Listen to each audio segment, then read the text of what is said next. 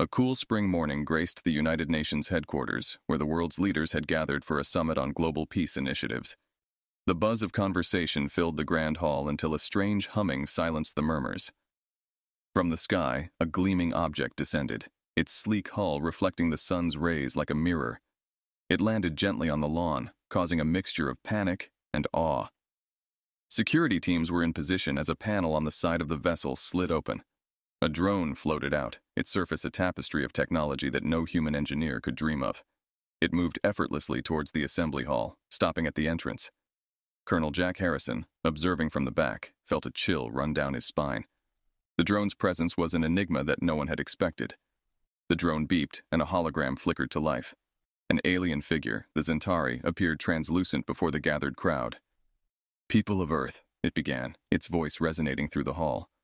"We are the Zentari. Your planet has been under scrutiny. We have found you wanting." A French delegate stood up, his face stern. "Wanting of what? We have strived for progress and unity." The hologram flickered as if chuckling. "Your efforts are juvenile. We are here to offer a correction." Jack's military instincts kicked in. "Correction? What gives you the right?" he challenged, stepping forward. The Zentari's eyes seemed to bore into Jack's. "We have watched empires rise and fall, planets flourish and decay. Yours is on the brink of the latter. We intend to intervene before it's too late." An African representative interjected. "By what means? Diplomacy? Education?" The drone emitted a harsher tone. "No, the Silicarum will arrive soon. They will begin the sanitation. This is your only warning."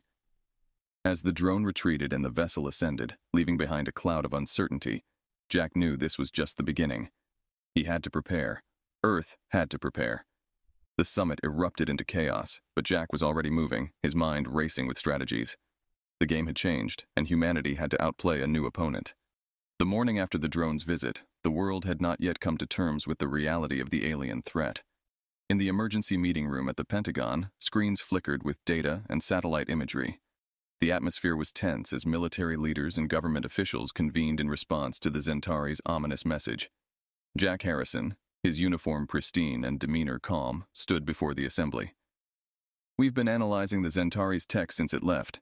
It's beyond us, but not beyond understanding," he stated firmly, tapping on a tablet to bring up a 3D model of the drone.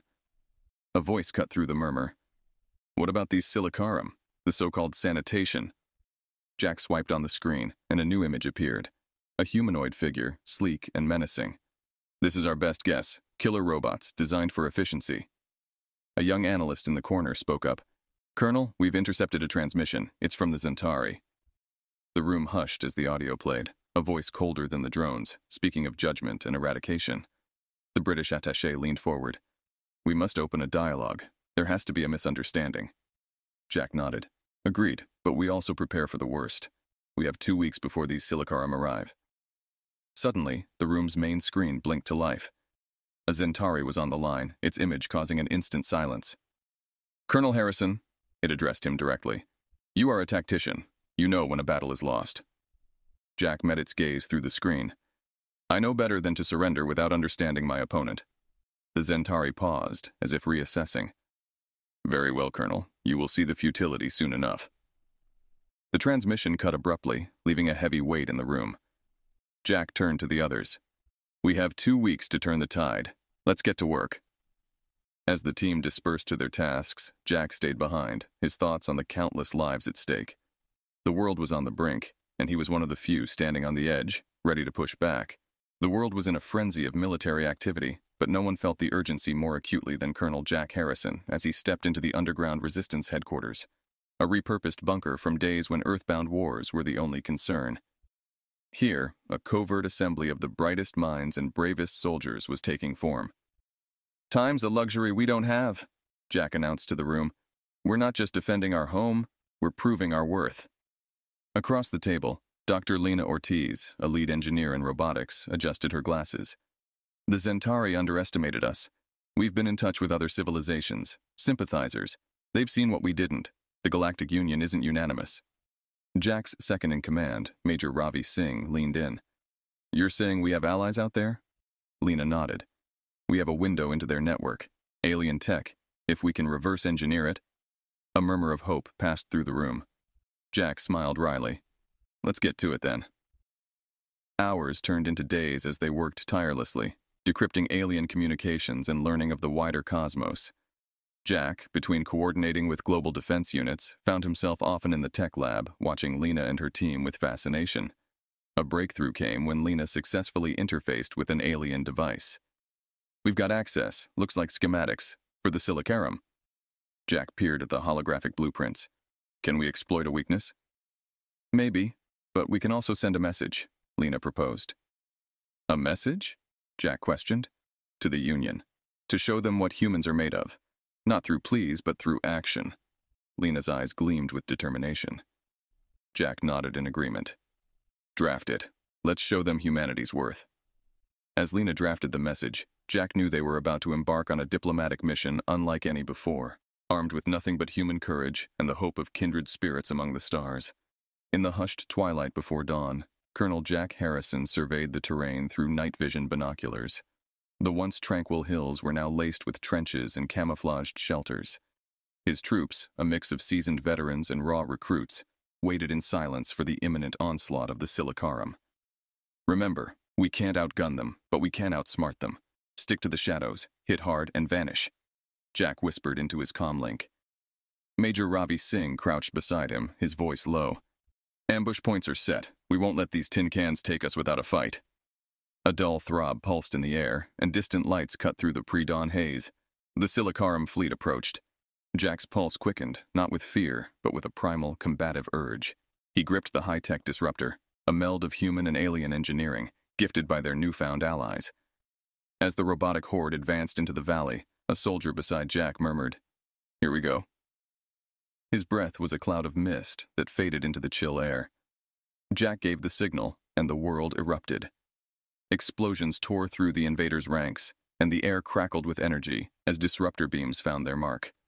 The Silicarum, caught off guard, fired back, but their shots met only shadows. The human fighters danced a deadly ballet of hit-and-run tactics, vanishing only to strike again. Jack led his squad through the melee, each encounter a testament to human adaptability. At the break of dawn, the valley lay scarred, the Silicarum forces thinned.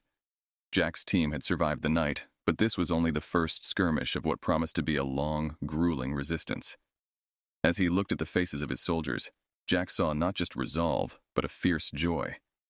This was humanity standing its ground, not with overwhelming force, but with the cunning and bravery that had seen it through millennia on Earth. The dim glow of the command center cast long shadows on the walls as Jack met with the leaders of the alien sympathizers. They were an eclectic group, some humanoid, others distinctly not. The holo projector displayed a map dotted with Silicarum positions and potential targets. "Your plan is ambitious, Colonel Harrison," one of the aliens, a Mathura with iridescent scales, said skeptically. "Even with our intel, your forces are unpredictable." "That unpredictability is our strength," Jack asserted confidently. A Tagnic ambassador clicked its mandibles. "Your species' resilience is intriguing. We can offer technology to shield your cities temporarily." Lena Ortiz, who had been quietly observing, spoke up. "What if we could do more than hide? If we could turn some of their robots against them?" Murmurs of interest circled the room. Jack's gaze locked onto Lena's. "Is that possible?" She nodded, her expression serious. "With the right approach, we could reprogram the Silicarum units to fight for us. We'll need a capture team." The room buzzed with a mix of excitement and concern. A capture mission was risky, but the reward was high. Ravi stepped forward. "We have volunteers ready, people who believe in this enough to risk everything." Jack addressed the group. "This is more than a fight for Earth. It's a statement. We won't be bullied into extinction. We adapt, we overcome, and we'll start with the Silicarum." The representatives exchanged nods of agreement, some solemn, some eager. As the meeting adjourned, Jack pulled Ravi aside. "Make sure the teams are ready. Every soldier needs to know what's at stake." Ravi saluted. "They'll be ready, Jack." The operation was set. In the dead of night, Jack's teams moved out, ghosting through the dark to where a Silicarum unit patrolled. It was a high-stakes gambit, an attempt to steal fire from the gods. And it was humanity's next leap into the unknown, driven by the hope of an alliance forged from the fires of desperation. Under the cloak of darkness, Jack led a hand-picked squad through the ruins of a city now silent but for the distant hum of Silicarum patrols. Their mission, capture a robot and bring it back for reprogramming. The air was thick with the smell of char and the electric scent of ozone, a reminder of the enemy's destructive capabilities. "We're close," whispered Ravi, pointing to the flickering lights of a patrol unit ahead.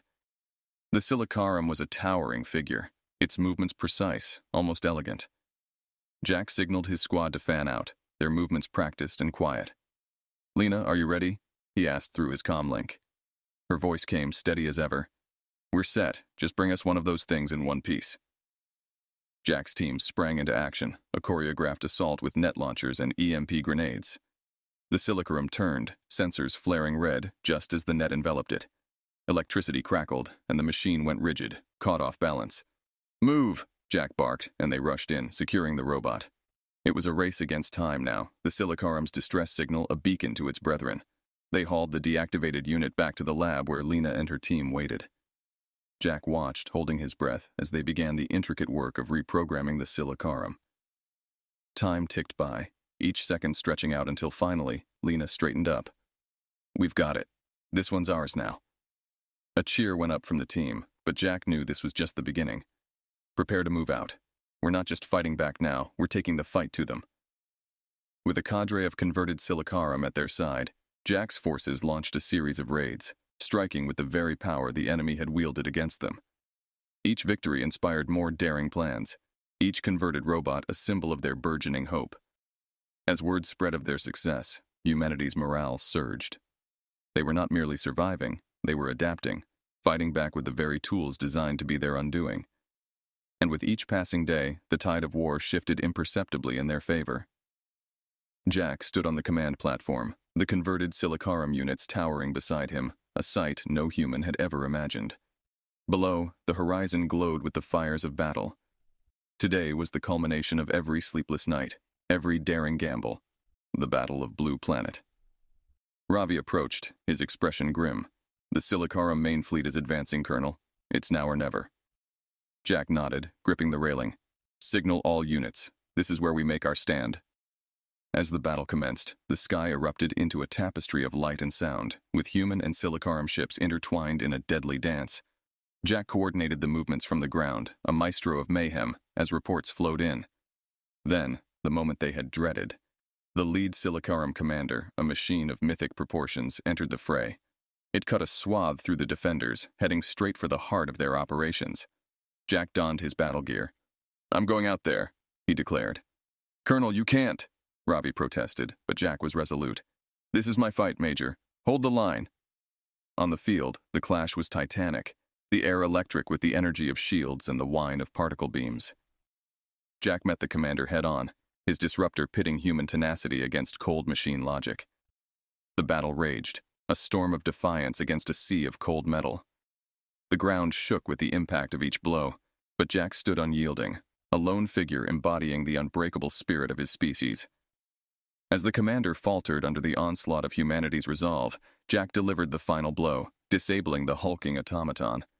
It was the turning point, a signal to the Silicarum and the watching galaxy that humanity would not go quietly. Exhausted but victorious, Jack gazed at the horizon as the remnants of the Silicarum forces retreated. Around him, soldiers cheered, embracing each other in relief and joy. The Battle of Blue Planet would be remembered as the day when humanity, in the face of extinction, had stood strong and claimed their place among the stars. The aftermath of the battle brought a surreal calm over the planet. Wreckage littered the battlegrounds, a stark reminder of the recent chaos. Yet, amidst the devastation, there was an undeniable sense of triumph and renewal. Jack Harrison stood before a gathering of Earth's leaders and representatives from the Galactic Union, his uniform bearing the scars of battle. The conference room, once a place of dire strategizing, was now filled with the light of cooperation and hope. "As we stand here today," Jack began, his voice carrying across the room, "we do so not just as survivors, but as victors. Victors who have earned the right to be heard, to be seen as equals." The Zentari representative, who once viewed humanity as a primitive threat, now stepped forward, extending a hand in peace. "Colonel Harrison, your actions have opened our eyes. We misjudged your kind, seeing only chaos where there was potential. We offer not just our apologies, but our alliance." Jack shook his hand, a gesture watched by the entire galaxy. "Let this be a lesson to us all," he said. Fear of what we do not understand can lead to conflict, but respect and cooperation bring true peace. The assembly erupted in applause, not just for the peace achieved, but for the new era it heralded. As the delegates mingled, discussing plans for reconstruction and integration, Jack found himself looking out a large window at the earth below, a blue and green orb teeming with life, and now, possibilities. Later, as the sun set, Jack walked through the ruins of a city being rebuilt. Children played among the beams and girders, their laughter a music more potent than any victory march. He stopped by a makeshift memorial where names of the fallen were inscribed, his fingers tracing the letters. A young officer approached him, salute crisp. "Sir, what now for us?" Jack turned, his eyes reflecting the setting sun. "Now we build, we learn, we grow. We've shown the galaxy our spirit, and it's time we nurture that spirit." As he walked away, his silhouette a part of the landscape of renewal, the story of humanity's defiance and ingenuity was already being woven into the fabric of universal lore. They had faced annihilation and responded not just with force, but with courage and wisdom. This was not just a new chapter for Earth, but for the cosmos, as they all stepped into a future where humanity was not just a participant, but a leader in the great celestial dance.